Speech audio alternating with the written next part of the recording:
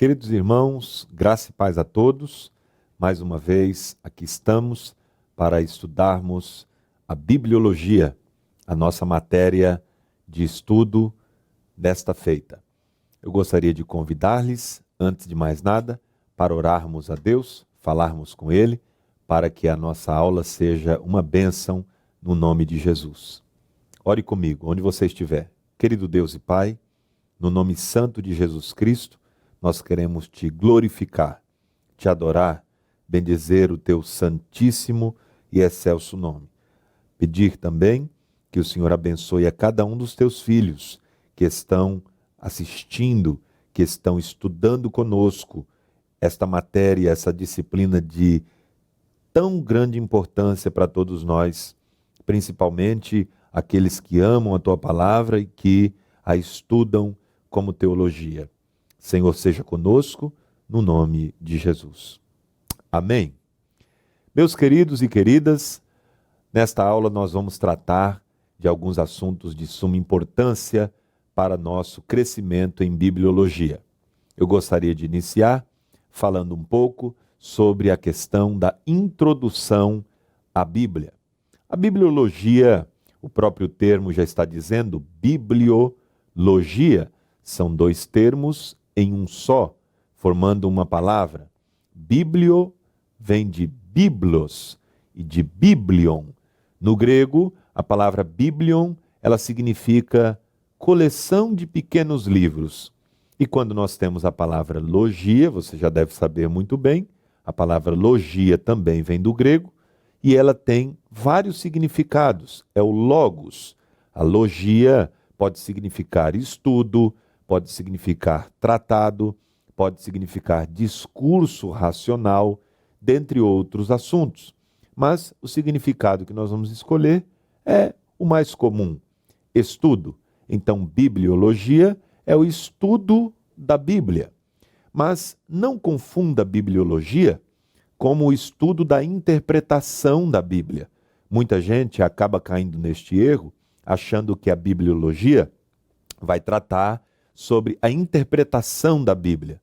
Não caia nesse equívoco. Bibliologia é o estudo da Bíblia em si, da sua formação, da sua organização, da organização e agrupamento de cada um dos seus livros. É sobre isso que a bibliologia vai tratar e estudar. Então, como introdução, nós temos aí a etimologia da palavra Bíblia. Eu coloquei para vocês, por exemplo, que bibliologia vem da palavra biblion, que era um rolo de papiro de tamanho pequeno, que era chamado de biblion. E vários destes eram uma Bíblia.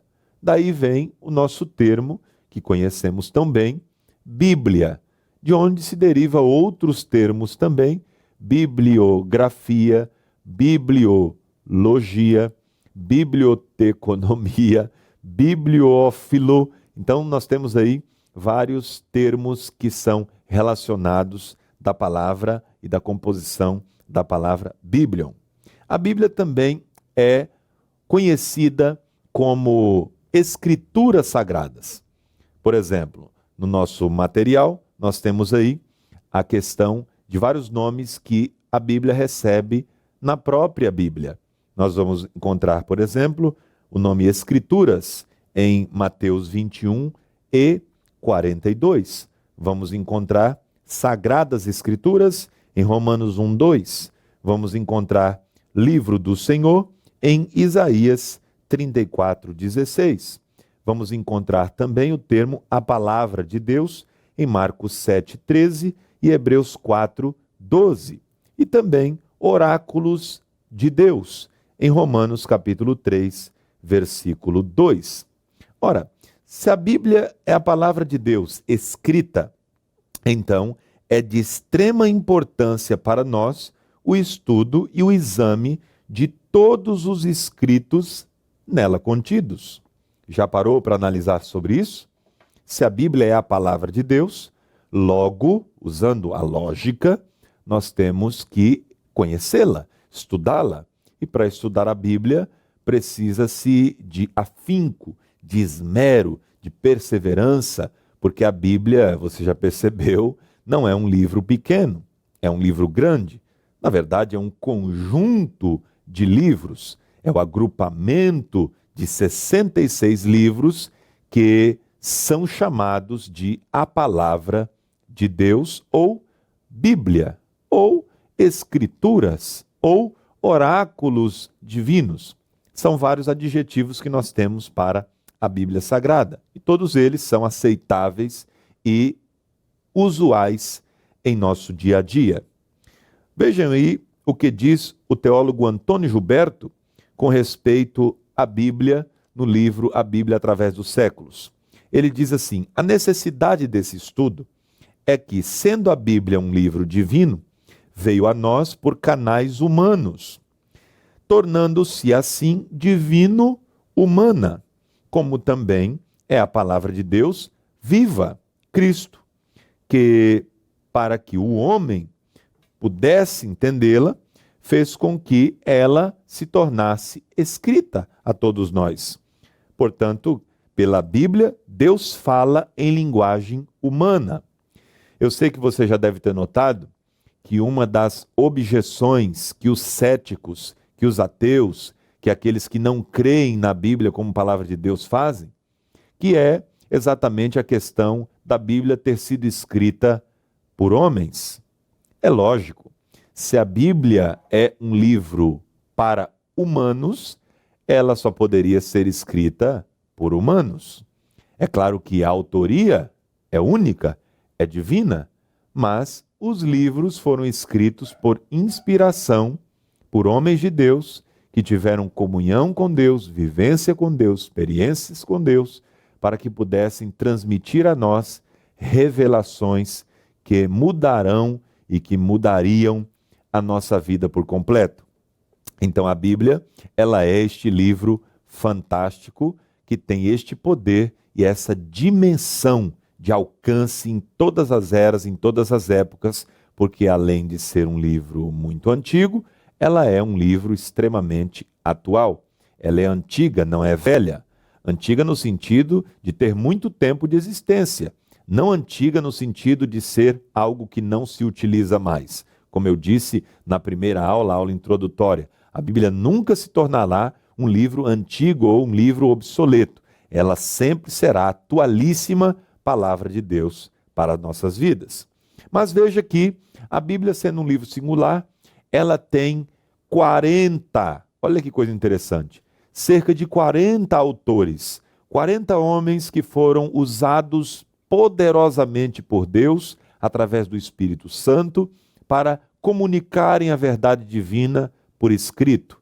E isso é muito importante destacarmos, porque a Bíblia tem um autor que é Deus, mas tem 40 escritores. E esses 40 escritores estavam espalhados por várias partes do mundo, de épocas diferentes. Para você ter uma ideia, a Bíblia foi escrita por completo num período de cerca de 1.500 anos. Sim, 15 séculos para que a Bíblia pudesse ser produzida. E ela continua atual. Isso é motivo de glorificarmos a Deus.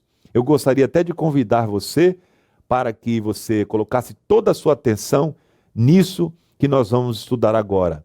A Bíblia é um livro tão fundamental e tão importante para as nossas vidas que ela se destaca dentre todos os demais livros. Porque apesar de ter sido escrita por cerca de 40 pessoas, olha só que coisa interessante, olha que dado importante. 40 pessoas escreveram o que nós temos por inspiração divina, mas eles não se contradizem. Sim, eles não se contradizem. Imagine você que é inteligente, você que está me assistindo agora, eu sei que você é uma pessoa que tem a capacidade de raciocinar e de refletir. Pense você comigo agora. Até mesmo se alguém que está nos assistindo não crê que a Bíblia é a palavra de Deus. Pense comigo só um minutinho. Se a Bíblia for escrita por cerca de 40 pessoas, e essas 40 pessoas não contradizem os seus escritos, ou seja, o que elas escreveram em épocas diferentes, em situações diferentes, com profissões diferentes que eles possuíam, com mentalidades diferentes, em geografias diferentes, e não se contradizeram. Eles não se contradizem em nada. A Bíblia só pode ser um livro divino. Não precisa ser muito inteligente para entender isso. A Bíblia é um livro divino, porque nenhum outro livro da história poderia conter essa característica de harmonia. A harmonia da Bíblia é algo que demonstra que por trás dela está alguém que é perfeito, que é sobrenatural, que é divino, que é capaz de fazer com que todos esses escritos, formados em épocas diferentes, no período de 1500 anos, 15 séculos, e não se contradizessem. Louvado seja Deus! Então o que você tem não é só um exemplar de um livro antigo, é a palavra de Deus revelada até nós. Coisa interessante. Vamos prosseguindo e vamos percebendo que existe uma questão muito importante que eu gostaria de destacar a vocês. A etimologia do termo Bíblia você já aprendeu, já percebeu a sua importância. Veja aí agora a divisão dos testamentos. A divisão dos testamentos.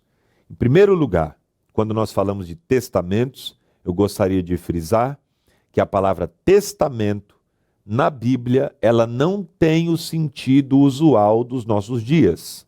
Sim, percebam o que eu vou lhes dizer. A palavra testamento, na Bíblia, no hebraico é berit. Berit é a palavra hebraica para testamento no português. E no grego, a palavra testamento é a palavra diatek. Diatek. A palavra diatek e a palavra berit, ambas têm o mesmo significado. Qual é o significado? O significado é aliança. O significado é concerto. O significado é pacto. Olha que coisa importante. Só com essa explicação você já entendeu agora por que Antigo e Novo Testamentos. Nós temos o antigo pacto, o antigo concerto, a antiga aliança, e agora nós temos a nova aliança, o novo concerto, o novo pacto, que foi feito pelo sangue de Jesus Cristo, Filho de Deus. Glória a Deus por isso. Então, quando nós tratamos de bibliologia, temos que ter em mente essa questão. A Bíblia, ela contém 66 livros, divididos em Antigo e Novo Testamento. O Antigo Testamento é o antigo pacto, a antiga aliança, o antigo concerto. E o Novo Testamento é a nova aliança, o novo pacto, o novo concerto. Isso é muito importante para nosso entendimento. Outra coisa que eu gostaria de deixar muito claro e muito nítido para todos vocês, e isso aqui é de suma importância, de extrema importância, preste muita atenção no que eu vou lhe dizer. O Novo Testamento, diferente do que muitos pensam, preste atenção nisso, diferente do que muitos pensam, ele não começa em Mateus capítulo 1. Não, professor, você pode estar pensando, é um absurdo o que você está dizendo? Isso só pode ser uma heresia. Não, preste atenção. O Novo Testamento não começa em Mateus capítulo 1, como muita gente pensa. O Novo Testamento, no termo estrito da palavra que eu acabei de dizer para vocês, que é concerto, pacto, aliança, ele não inicia em Mateus 1:1. Ele inicia na morte de Cristo. O Novo Testamento, ele inicia na morte de Jesus. Quando Jesus morreu na cruz e quando ele ressuscitou, aí nós temos assim a consumação, por dizer, de tudo aquilo que estava contido na antiga aliança. E agora a nova aliança, ela começou. Então, isso significa, talvez alguém esteja pensando, isso não muda em nada, muda muita coisa, porque vai abrir o entendimento para você interpretar as escrituras do Novo Testamento no que diz respeito à vivência e à prática de Cristo quando esteve aqui na terra, no que diz respeito às leis. no que diz respeito aos mandamentos.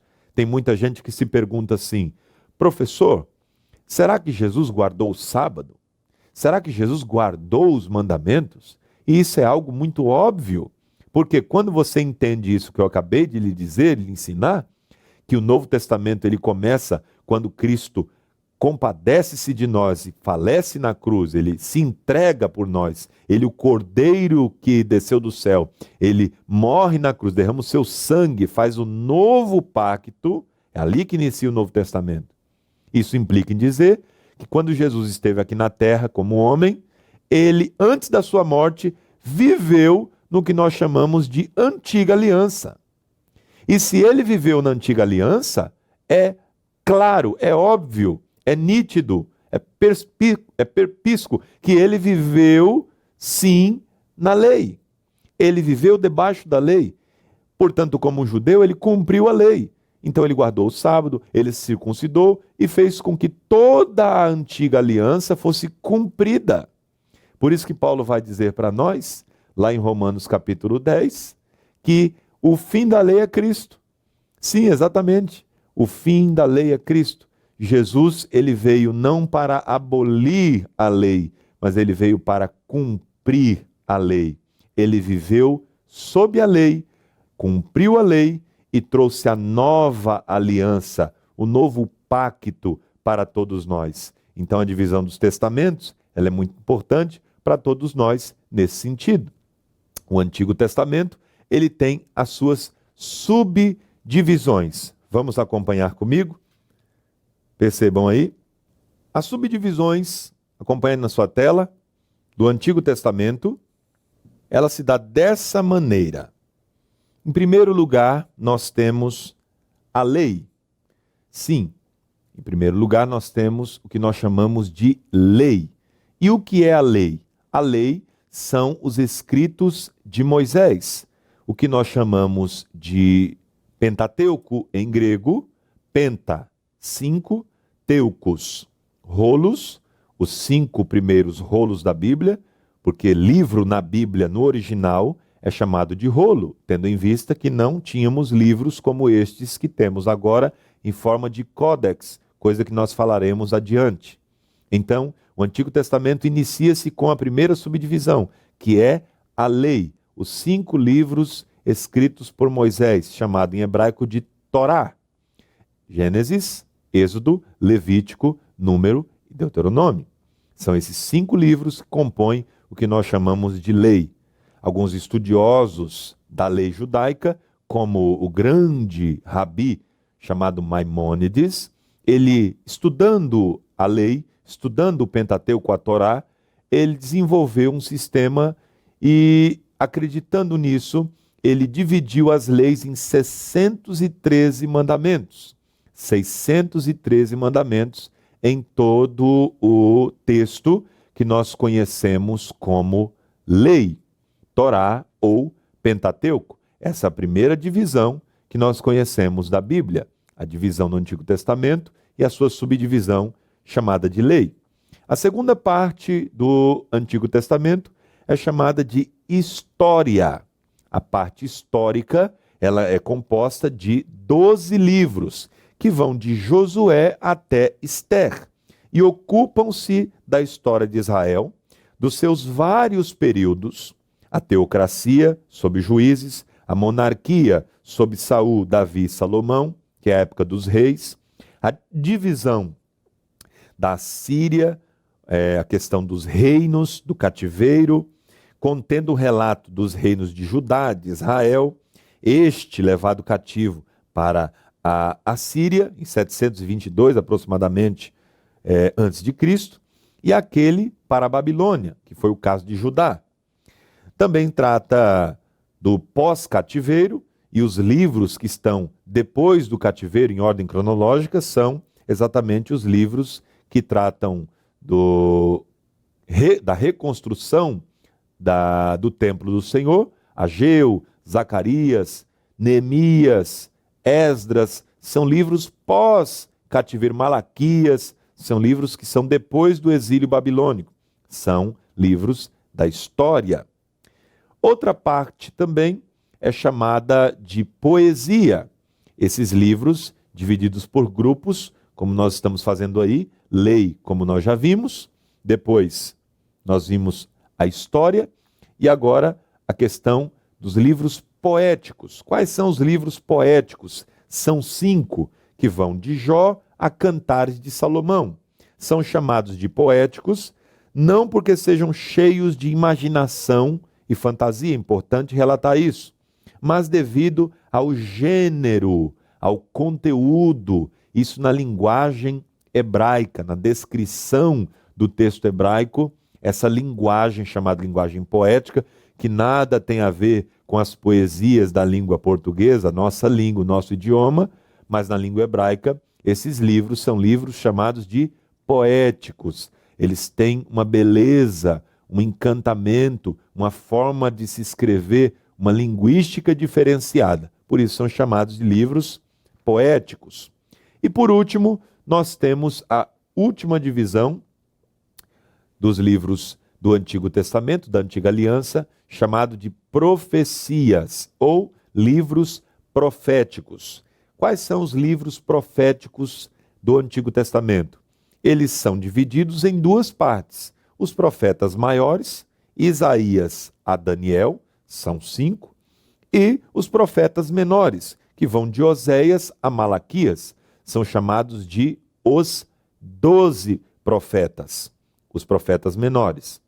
Aí você pode estar se perguntando, professor Rodrigo, por que alguns livros proféticos são chamados de profetas maiores, o caso de Isaías, Jeremias, Ezequiel e Daniel, e por que outros livros são chamados de profetas menores, no caso dos 12, de Oséias a Malaquias? Os livros chamados de profetas menores são menos importantes do que os chamados profetas maiores? Essa é uma pergunta que eu também me faria se estivesse me ouvindo neste momento. Mas não é isso. Eu gostaria de deixar bem claro a todos. Profeta maior e profeta menor, ou profetas maiores e profetas menores, nada tem a ver com a importância que esses possuíam. Nada tem a ver com distinção hierárquica. Não tem nada a ver. Preste muita atenção. A questão da divisão entre profetas maiores e profetas menores não é uma divisão bíblica, é uma classificação teológica. Foram nós, teólogos, que a fizemos e adotamos.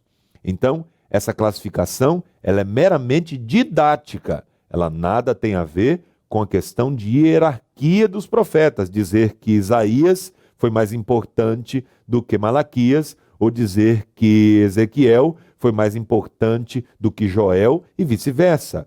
Isso não acontece. O que acontece é que alguns profetas tiveram um tempo ministerial muito superior aos outros. Então, os profetas menores são assim chamados porque o tempo ministerial em que eles desenvolveram a obra de Deus foi bem menor do que a dos profetas chamados profetas maiores. O caso de Isaías, que teve um extenso ministério profético, o caso de Jeremias, que também teve um largo ministério profético, o caso de Daniel, como eu disse já a vocês, que abrangeu 2 impérios, o Império Babilônico e o Império Persa. Então esses profetas tiveram um tempo ministerial muito maior do que aqueles que são chamados de profetas menores. Mas isso nada tem a ver com menosprezo àqueles que são os 12 profetas. Não entenda isso como algo ruim. Isto é didaticamente bom, positivo, para que entendamos as divisões e subdivisões da Bíblia e do Antigo Testamento. Ok? Muito bem, continuemos. Já que essas classificações, elas acontecem, nós precisamos trazer à tona também a divisão e subdivisão do Novo Testamento. Percebam que o Novo Testamento, diferente do Antigo, o Novo Testamento ele possui 27 livros. O Antigo Testamento possui 39 livros. Os 27 livros do Novo Testamento são assim divididos: biografia, história, epístolas e profecia. Se não, vejamos. O Novo Testamento é iniciado pela biografia. Os escritos chamados de biografia, a palavra biografia também é uma palavra grega. Bio é vida e grafia vem de grafar, que é escrever.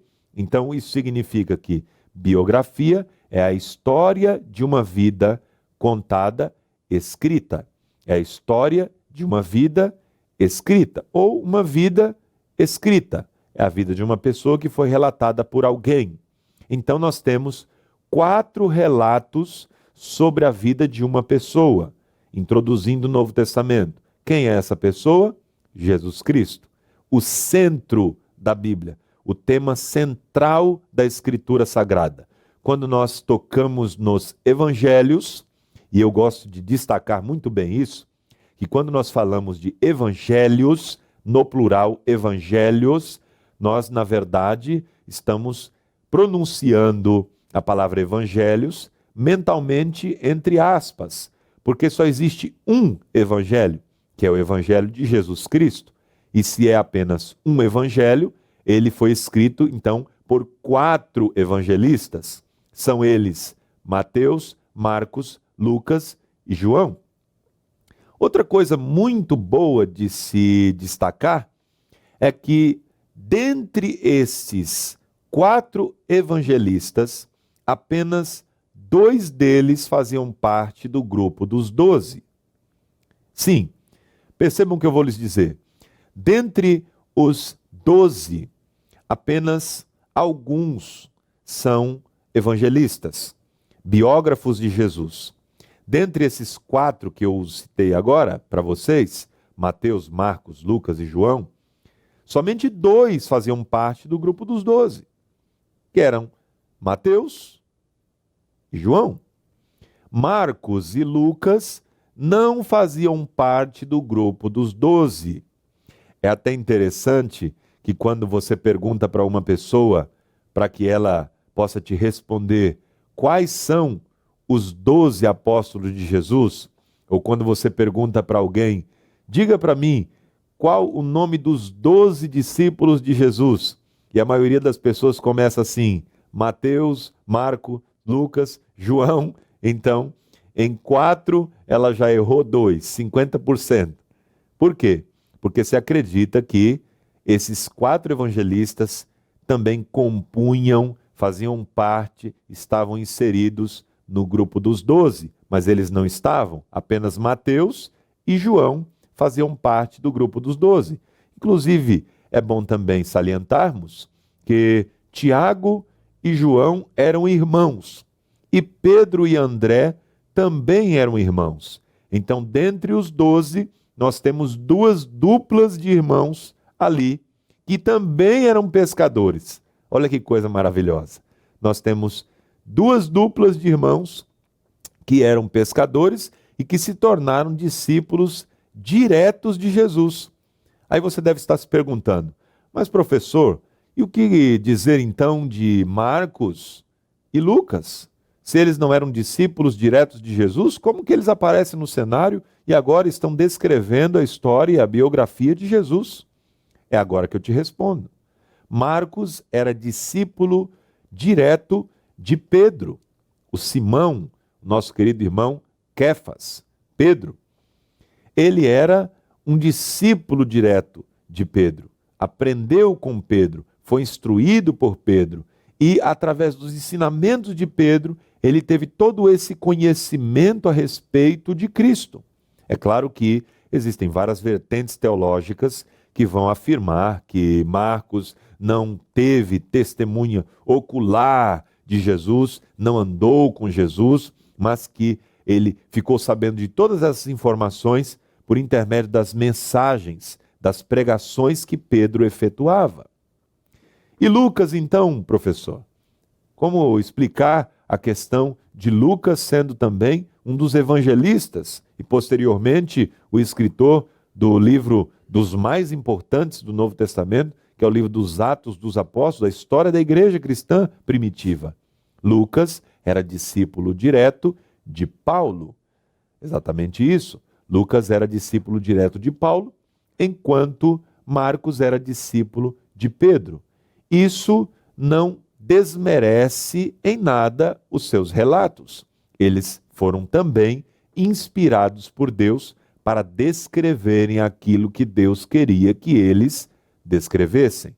Isso é de suma importância e de suma relevância para todos nós. Então, essa é a primeira subdivisão do Novo Testamento, biografia. A segunda subdivisão do Novo Testamento chama-se história. O único livro histórico do Novo Testamento. Olha que coisa curiosa. No Antigo Testamento, nós temos vários livros históricos. Nós dizemos aqui a vocês, são vários. De Esther até o livro de Cantares de Salomão, nós temos aí os livros históricos. Esses livros que contam várias coisas a respeito do reino de Israel. Esses livros são de suma importância. Mas quando nós falamos dos livros do Novo Testamento, só existe um livro histórico. E o livro histórico é exatamente o livro de Atos dos Apóstolos. O livro de Atos dos Apóstolos é o único livro histórico do Novo Testamento. O livro histórico do Novo Testamento é o livro de Atos dos Apóstolos. Então, você já percebeu que essa é a primeira subdivisão do Novo Testamento, a biografia, que foi descrita por 4 homens de Deus, Mateus, Marcos, Lucas e João. Agora, eu gostaria de destacar para vocês mais uma subdivisão da Bíblia no Novo Testamento, que é exatamente a questão da história. Existe na Bíblia, no Novo Testamento, um livro histórico. Você já percebeu que no Antigo Testamento nós vimos muitos livros históricos. São vários os livros históricos. Vão de Josué a Esther, são 12. Mas no Novo Testamento nós temos apenas um livro histórico, um livro que contém a história da igreja primitiva. É o livro de Atos dos Apóstolos, que também poderia ser chamado de Livro dos Atos do Espírito Santo, ou Livro dos Atos de Cristo em sua igreja. Como você quiser. Mas o livro dos Atos dos Apóstolos é um livro que também foi escrito por Lucas e é o livro que vai narrar toda a trajetória da igreja de Jesus Cristo nos seus primórdios, no princípio, falando de coisas importantíssimas para a nossa vida espiritual e para fundamentar, principalmente, as doutrinas da palavra de Deus, que vão ser sistematizadas lá na frente pelo apóstolo Paulo. E por falarmos no apóstolo Paulo, nós temos aí na sequência mais uma subdivisão do Novo Testamento, chamado de epístola. Chamado de epístola. Sim, epístolas são as cartas que Paulo e outros servos de Deus descrevem para edificação, reensinamento, para que a Igreja de Cristo tivesse uma doutrinação, uma sistematização de todos aqueles ensinamentos, de todas aquelas doutrinas que Jesus havia ensinado a eles e que agora são novamente ensinadas pelos apóstolos, por aqueles que tinham a autoridade de Cristo para fazerem o que fizeram.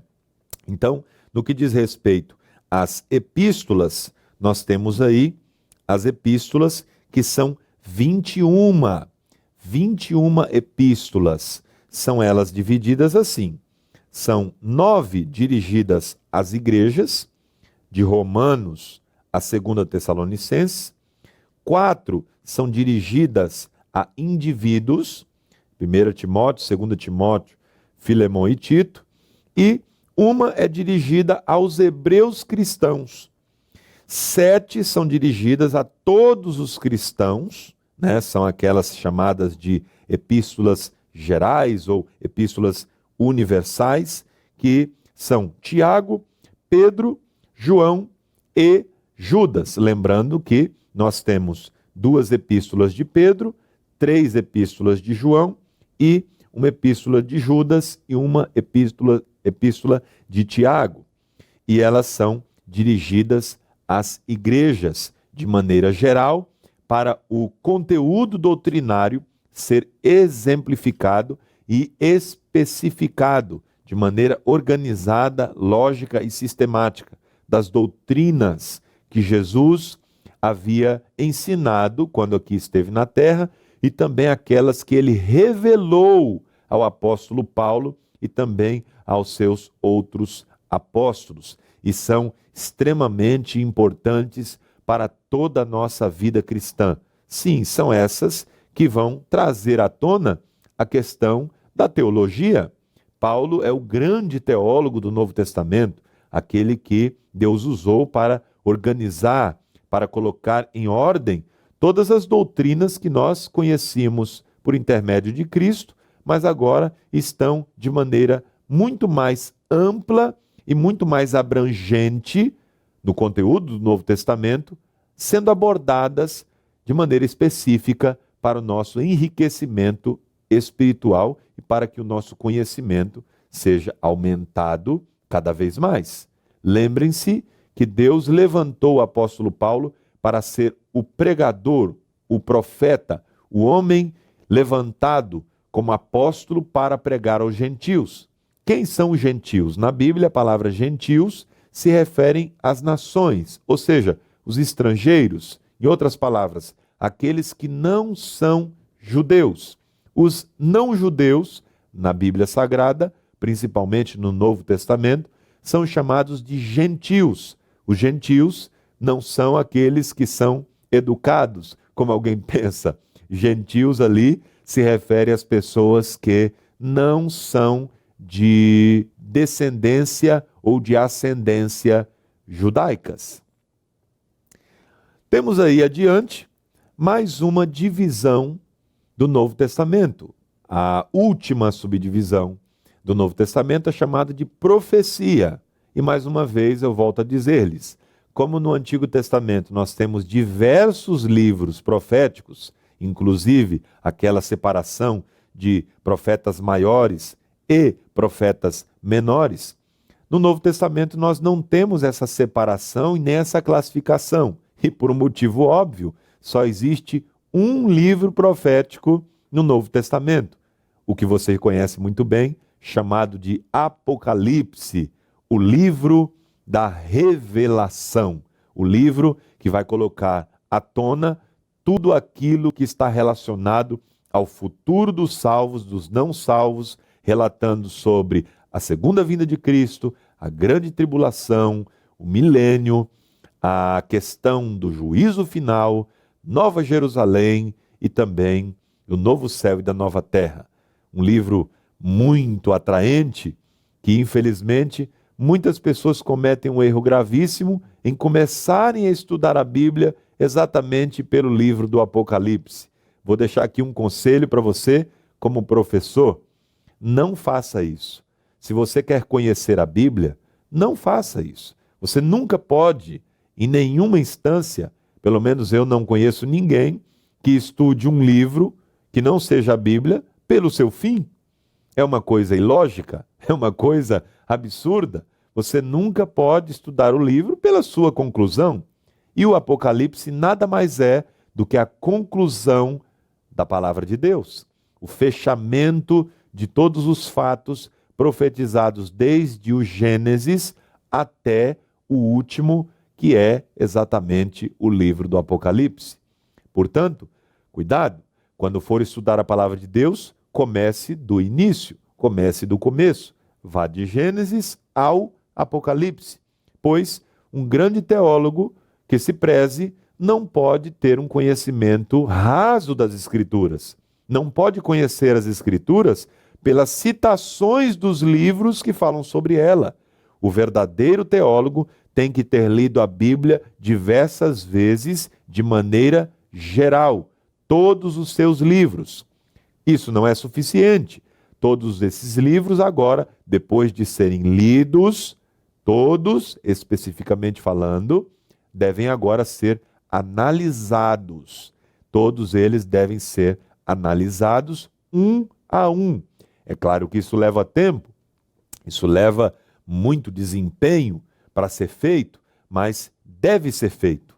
Isso só vai te enriquecer, só vai fazer com que você seja um melhor obreiro, um melhor homem de Deus, um melhor pai de família, uma melhor serva do Senhor. Isso vai enriquecer a sua vida em todas as áreas da mesma. Ok? Então siga esse conselho e você será grandissimamente abençoado.